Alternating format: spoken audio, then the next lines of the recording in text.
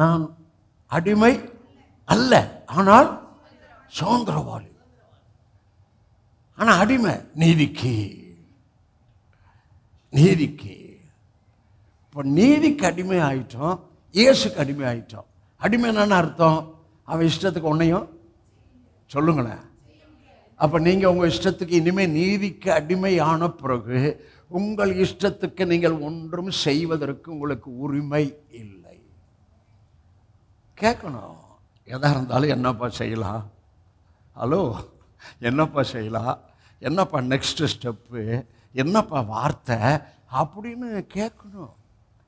அதாங்க ஸ்பிரிட்டில் வாழ்கிற வாழ்வு. அடிமை அடிமை எஜமானுடைய கட்டளையில் தான் ஒர்க் பண்ணணும்.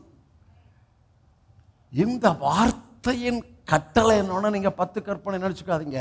இந்த வார்த்தையில் உங்களுக்கு கமாண்டிங் வரும், இந்த வார்த்தையில் உங்களுக்கு இன்ஸ்பிரேஷன் வரும்.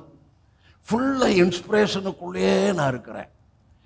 Word inspiration through the holy spirit.